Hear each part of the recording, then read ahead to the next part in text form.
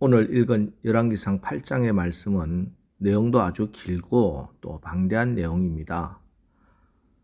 이 모든 내용들은 다 솔로몬이 성전을 하나님께 바치는 성전 봉헌식 때 있었던 일입니다. 여기 이 성전 봉헌식의 첫 번째 일이요, 가장 중요한 일이요, 또 가장 아름다운 일은 언약궤를 모시는 것입니다. 1절입니다. 1절 이에 솔로몬이 여호와의 언약궤를 다윗성 곧 시온에서 메어 올리고자 하여 이스라엘 장로와 모든 지파의 우두머리 곧 이스라엘 자손의 족장들을 예루살렘에 있는 자기에게로 소집하니. 자, 그리고 9절 말씀입니다. 그 궤 안에는 두 돌판 외에 아무것도 없으니 이것은 이스라엘 자손이 애굽 땅에서 나온 후 여호와께서 저희와 언약을 맺으실 때 모세가 호렙에서 그 안에 넣은 것이더라. 예. 하나님의 언약궤는 궤짝입니다. 오래된 궤짝. 근데 그 궤짝 안에 십계명이 적힌 두 돌판밖에 아무것도 없었다. 이렇게 기록하고 있죠. 자, 그런데 이게 우리가 보통 알고 있는 내용과 좀 다릅니다. 우리는 보통 언약궤 안에는 십계명의 두 돌판과 함께 아론의 쌍난 지팡이와 만나를 담은 항아리 이렇게 세 가지라고 알고 있는데 그것은 히브리서 9장 4절에 금 향로와 사면을 금으로 싼 언약궤가 있고 그 안에 만나를 담은 금 항아리와 아론의 쌍난 지팡이와 언약의 돌판들이 있고 이 말씀 때문인데 전에 우리가 오산에 있는 광원 기도원 성막 체험에서 강사 목사님은 원래는 십계명 두 돌판만 있었는데 엘리 제사장 때 블레셋과의 전투에서 홈리와 비느하스가 언약궤를 전쟁터에 가지고 가면서 아론의 쌍난 지팡이와 만나를 담은 항아리를 같이 넣었다. 뭐 또 이렇게 설명을 하시던데 지금 뭐 다시 솔로몬 때 언약궤 안에 십계명이 적힌 두 돌판밖에는 아무것도 없었다. 이렇게 기록하고 있잖아요. 그럼 그 후에 다시 아론의 쌍난 지팡이와 만나를 담은 항아리를 뺐다는 말인지. 그래서 학자들마다 여기에 대한 의견이 분분합니다. 그러나 사실 이것이 어떻게 되었는지 그것은 그렇게 중요한 문제는 아닙니다. 지금 있는 것은 십계명의 두 돌판이 유일하다는 것과 그것이 하나님 앞에서는 가장 중요하다는 것과 또 이스라엘 백성들과 솔로몬은 언약궤 안에 있는 십계명 두 돌판을 가장 소중하게 여긴다는 것, 그것이 가장 중요한 사실입니다. 자, 그럼 왜 이렇게 하나님의 성전을 화려하게 만들어 놓고 가장 먼저 또 첫 번째로 한 일이 하나님의 말씀을 옮기는 일이었는지. 10절과 11절 말씀입니다. 제사장이 성소에서 나올 때 구름이 여호와의 성전에 가득하매 제사장이 그 구름으로 말미암아 능히 서서 섬기지 못하였으니 이는 여호와의 영광이 여호와의 성전에 가득함이었더라. 우리가 어제 읽어본 열왕기상 7장에 의하면은 성전의 외양을 화려하게 만들고 성전의 내부도 정말 아름답게 최상의 재료를 써서 다 단장해 두었습니다. 자, 그러나 그때는 여호와의 영광이 구름 가운데 임하셨다. 이런 말이 없습니다. 하지만 하나님의 성전에 말씀을 옮겨 놓을 때, 하나님의 말씀이 성전을 가득 채우게 될 때, 그제야 하나님의 영광이 성전에 가득하게 되었습니다. 왜? 바로 하나님께서 성전을 향하여 기대하시고 바라는 것, 유일한 한 가지는 말씀으로 가득 채우는 것이기 때문입니다. 하나님의 성전에서 하나님이 바라시는 것은 다른 것이 아닙니다. 하나님의 성전이 화려한 대리석 돌로 만들어지는 것, 하나님의 성전 내부가 이런저런 화려한 장식으로 가득 채워지는 것, 그것도 물론 아름답고 사람들 보기에는 귀하고 좋은 일이지만 그러나 더 중요한 것은 하나님의 말씀으로 가득 찰 때, 그때 하나님이 영광 가운데 성전에 함께 머물러 계신다 하는 그 말씀입니다. 이것은 오늘도 마찬가지입니다.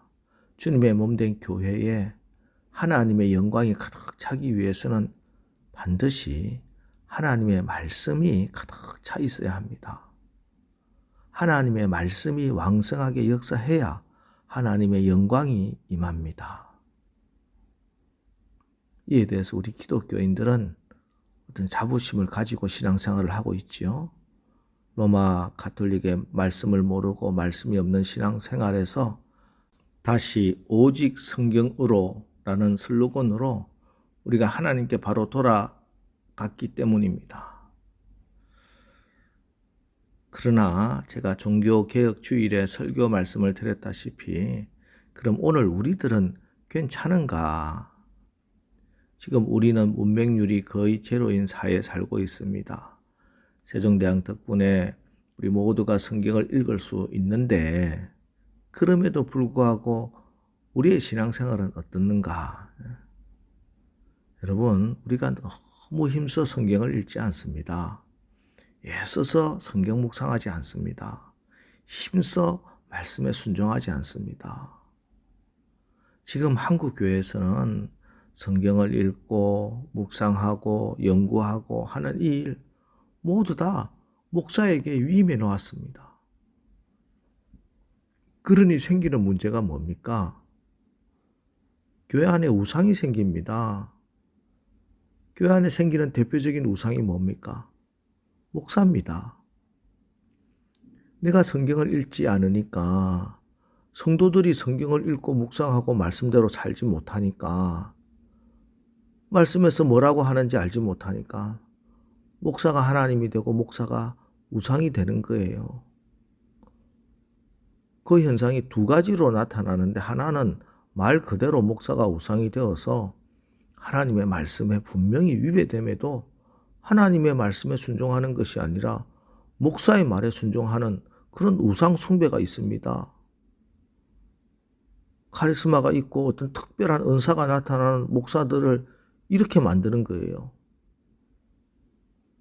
반면에 또 다른 목사 우상 만드는 경우는 목사는 피곤해서도 안 되고 감정도 없고 상처도 받으면 안 되는 그런 자기가 하지 못하는 신앙생활에 대리 만족감으로 만들어 놓고 그래서 어떻게 목사가 하면서 거품을 무는 분들도 있어요. 그러면서 자기들은 목사가 아니기 때문에 평신도이기 때문에 괜찮다.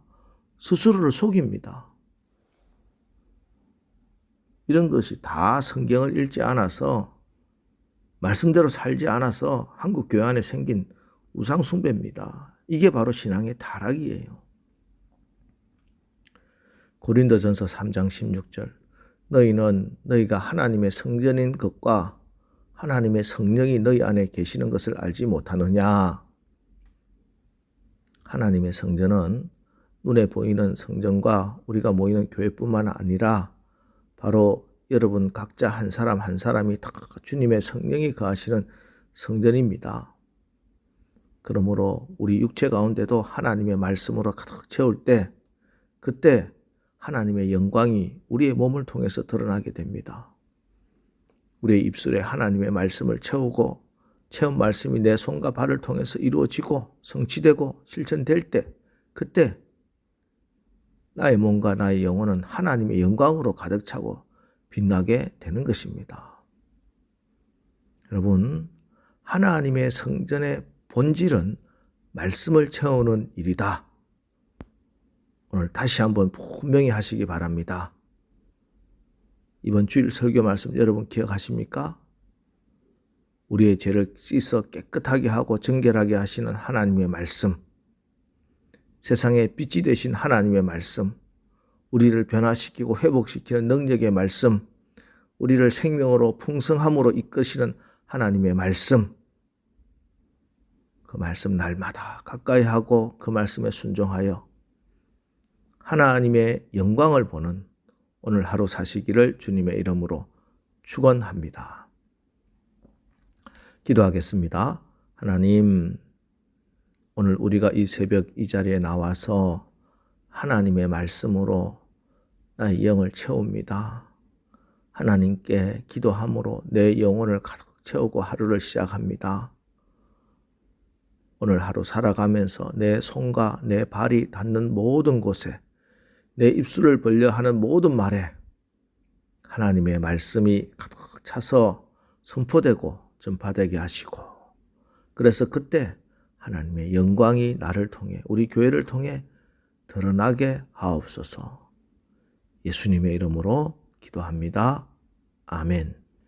자, 이제 주여, 우리가, 우리 가정이, 우리 교회들이 하나님의 말씀으로 충만하여 하나님의 영광이 가득하게 하옵소서. 오늘 말씀을 붙들고 우리 합심해서 기도하고 나가겠습니다. 우리 기도하겠습니다.